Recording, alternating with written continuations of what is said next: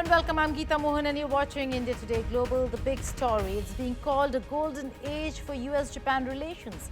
Trump and Prime Minister Sanae Takaichi sealed a $550 billion trade and defense pact, cutting tariffs, boosting investments and countering China's influence. But is this stability for Asia or a looming power showdown? Here's a report by Shaurik Saha.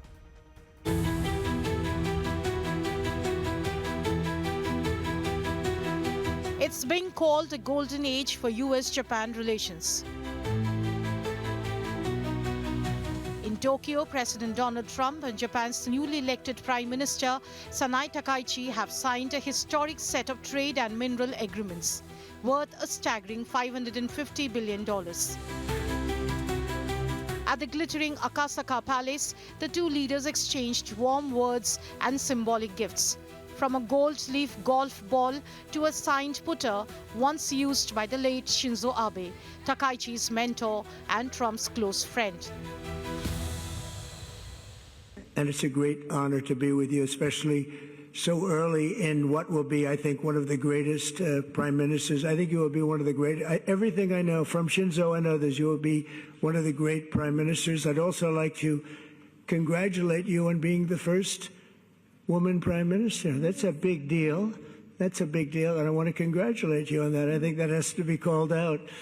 And you're going to do a fantastic job, and we're going to have a fantastic relationship. Thank you very much. Their message: continuity, camaraderie, and a stronger than ever alliance. The new accords slash US tariffs on Japanese imports from 25% down to 15%, while Japan pledges massive investments in American manufacturing, AI, shipbuilding, and clean energy. Takaichi called it a defining moment, her first big move on the world stage and Trump's biggest foreign policy win since returning to the White House. I often heard from Prime Minister Shinzo Abe about President Trump's dynamic diplomacy. You contributed to Asia's peace, including helping bring about a ceasefire deal between Thailand and Cambodia, and more recently the agreement in the Middle East, which was an unprecedented historic achievement. In order to make Japan and the United States stronger and more prosperous, I want to work together with President Trump to build a new golden age of Japan-US alliance.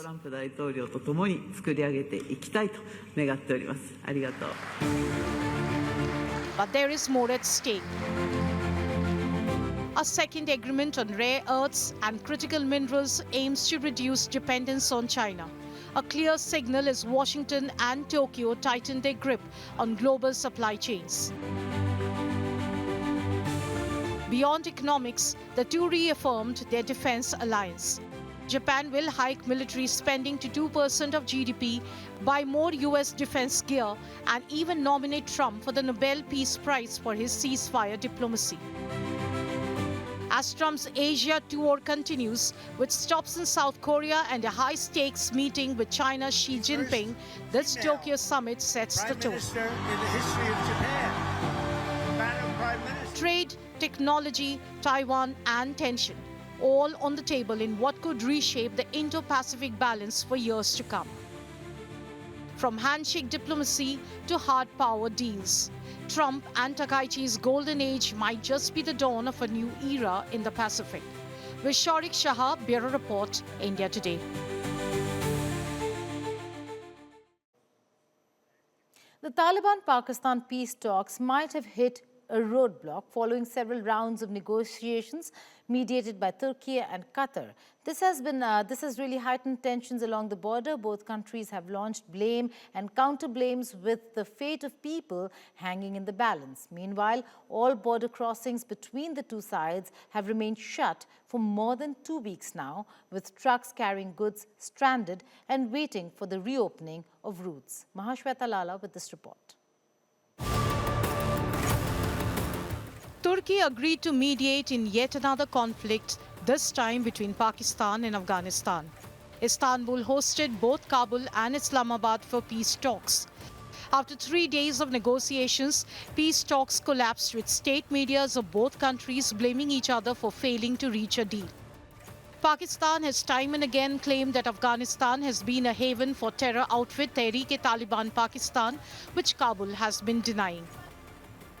This was very clearly, spelled out that there won't be any incursions and TTP will not have any facility on their soil. We kept on repeating, and obviously they deny it, but in an implied way, both the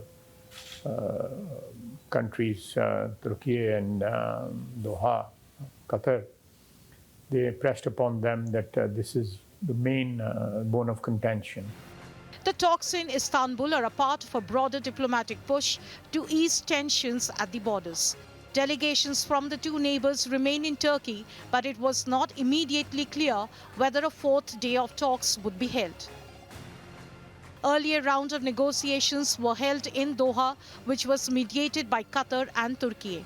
During the negotiations, the two sides agreed to an immediate ceasefire and the establishment of mechanisms to consolidate lasting peace and stability between the two countries.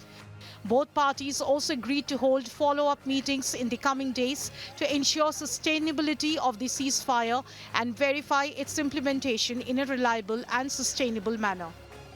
Pakistani media reported that Turkish officials and several other countries are working to uphold the ceasefire agreed on October 19 in Doha after the first round of negotiations.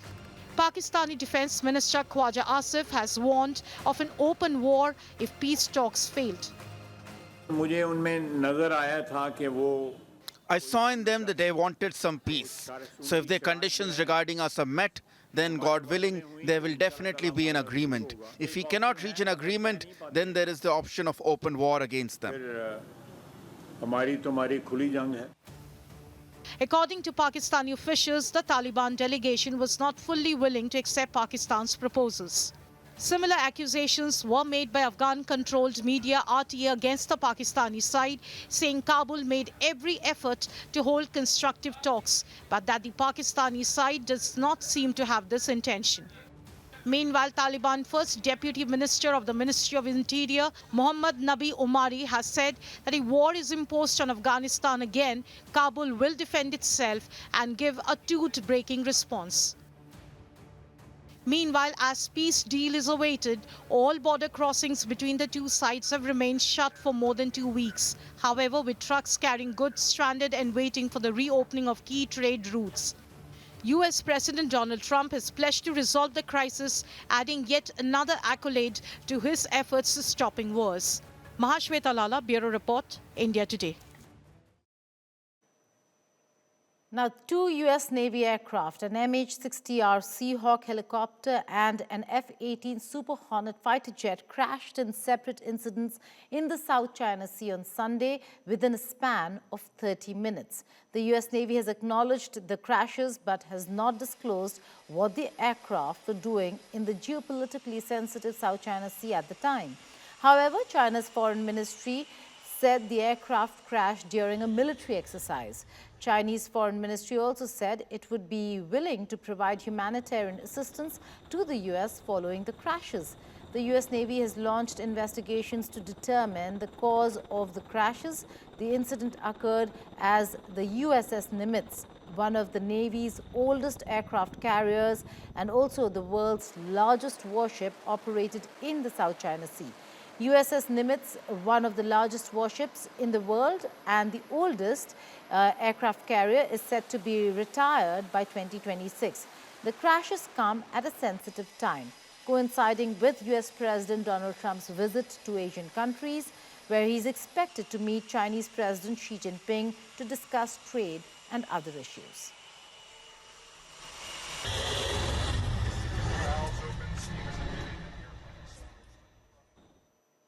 Pakistan Prime Minister Shehbaz Sharif is on a 3-day visit to Saudi Arabia. This is his 4th visit this year.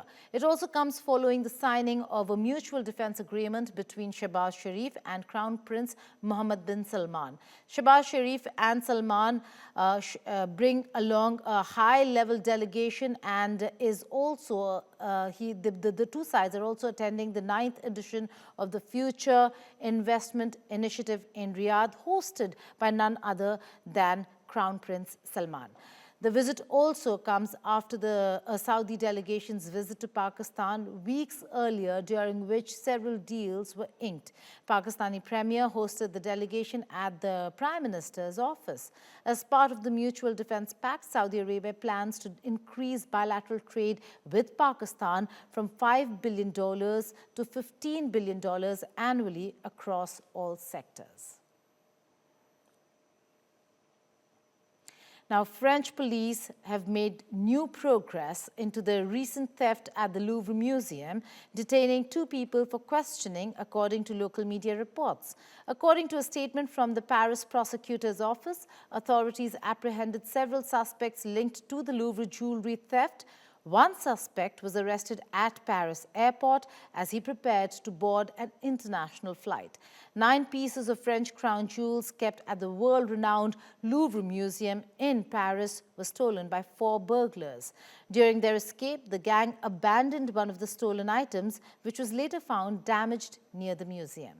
Around 100 investigators have been mobilized to track down the perpetrators and recover the missing pieces. According to the Paris prosecutor's office, the estimated financial loss from the robbery amounts to 88 million euros. Now, a US YouTuber is facing online outrage for posting a video in which he participated in a festival in Karnataka, in a village in Karnataka, during which people throw cow dung at each other to mark the end of Deepavali. The video, which has garnered 5 million views on X, drew criticism from social media users who accused Tyler Oliveira of mocking a tradition and ignoring its religious significance. As outrage grew online, the 25-year-old claimed his video was being censored and mass-reported by Indian users. Responding to the criticism, he defended himself, saying, and I quote, "It isn't racist to film a poop-throwing festival." The video posted on the 23rd of October was filmed in Gumatapura village during the Gorehabba festival.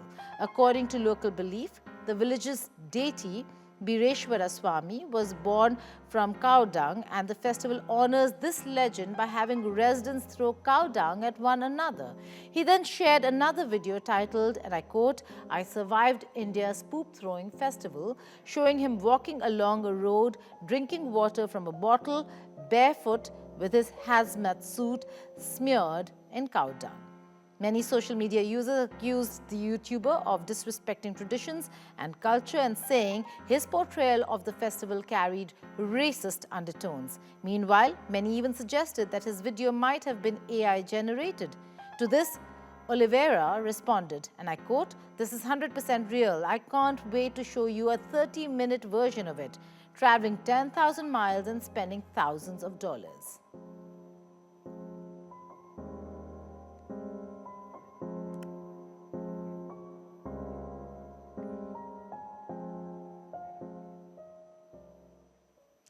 Two nations under sanctions, one railway defying the West to be precise, from Iran to Russia. The Rasht-Astara line isn't just steel, it's strategy. In today's Statecraft, we ask, is this the dawn of a new anti-Western world order being created by Russia and Iran? Watch the full episode on Statecraft on India Today Global's YouTube channel.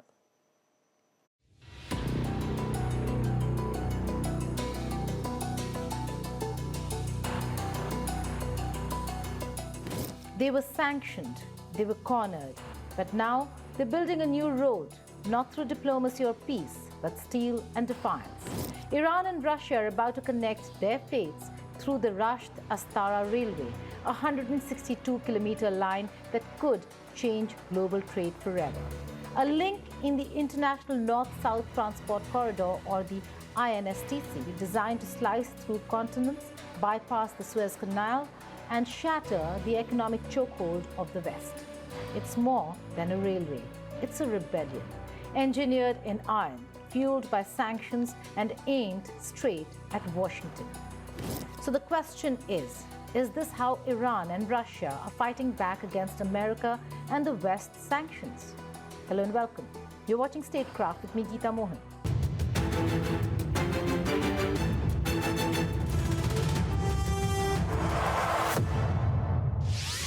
As the US doubles down on sanctions, Iran and Russia are striking back with rails, ports, and pipelines. Tehran calls it a turning point for regional connectivity. Moscow calls it a declaration of independence from Western roots. And together, they're reviving a trade artery that predates empires, from the Persian Gulf to the Baltic. But here's the twist. Is this defiance just survival or the start of a new anti-Western economic bloc backed by China? Let's break it down. This 162-kilometer stretch between Rasht and Astara isn't just concrete and steel. It's the missing link in a geopolitical jigsaw. Once completed, trains will roll uninterrupted from Iran's southern ports all the way to Moscow, St. Petersburg, and beyond into northern Europe. The route forms the beating heart of the International North-South Transport Corridor, the INSTC, a 7,200-kilometer network that slashes trade costs by 30% and cuts travel time from 37 days to just 19. That's almost half the time of the Suez Canal route. For Tehran and Moscow, that's not just logistics, it's liberation. Two sanctioned economies, both forced to the periphery, now building a corridor that runs right through the heart of Eurasia. This isn't cooperation, this is confrontation by construction. The railway doesn't just move cargo, it moves power. Russia's not only paying, it's building. Its engineers, its expertise, its strategic hand guiding every kilometer of the track. 4 years of work to finish what history once paused. Because this route isn't new, it's ancient. So yes, this is Iran and Russia fighting back, but it's more than retaliation, it's reinvention. A land bridge between the Indian Ocean and the Arctic Circle. One that rewires how goods, gas, and geopolitics flow. The corridor transforms both nations from pariahs to pillars, not of the Western order, but of a parallel one. Let's talk about timing. The Rasht-Astara deal comes as Iran and Russia begin implementing their 20-year Comprehensive Strategic Partnership Treaty signed in January 2025. That's not just paperwork, it's policy. Trade, energy, defense, infrastructure, all bound together in one long-term alliance. When Moscow and Tehran talk about strategic depth, this is what they mean. Rails that connect economies, roads that bypass sanctions, ports that never sleep. And here's the irony. The more the US tightens sanctions, the faster this corridor moves. The message is clear. Every time Washington tries to isolate them, they build another bridge. The INSTC itself isn't new. It was envisioned back in 2000 by India, Iran, and Russia as a way to link Mumbai to Moscow via Tehran and the Caspian Sea. But it languished in bureaucracy and geopolitics for 2 decades. Now sanctions have breathed life into it. What began as a trade route has turned into a geopolitical weapon, and every kilometer of new rail tightens its grip on Eurasia's future. But here's where the story widens: China. Beijing's support for the North-South corridor within the framework of its Belt and Road Initiative carries enormous weight. After pouring billions into Pakistan's Gwadar port to bypass the Strait of Hormuz, China now sees this corridor as the perfect complement to its own trade network. It's not just about logistics, it's about leverage. For Beijing, linking the INSTC with the BRI means building a seamless land bridge from the South China Sea to the Baltic. And in doing so, it brings together 3 heavyweights: China, Russia, and maybe India if BRI is not a part of it, since it's a very sensitive issue for India. But each with different ambitions, one shared goal: to escape the chokehold of Western sanctions. This convergence could blunt the impact of US and EU restrictions on Iran, reshaping Eurasian trade flows beyond Washington's control.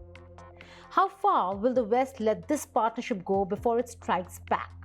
And let's not forget, while the US tries to isolate Iran and Russia, Beijing welcomes them into BRICS, into the SCO, into shared platforms that reject Western sanctions as illegitimate. It's a silent revolt, one railway at a time. But there's another piece of the puzzle: Afghanistan. Russia's early recognition wasn't about ideology, it was about infrastructure. A stable, cooperative Afghanistan means uninterrupted transit routes for Moscow's Eurasian dream. And Iran? It's already building roads and energy links to Afghanistan, hoping to anchor the country's trade eastward, not westward. If Kabul joins the INSTC, it won't just be a passenger, it'll be a pivotal junction.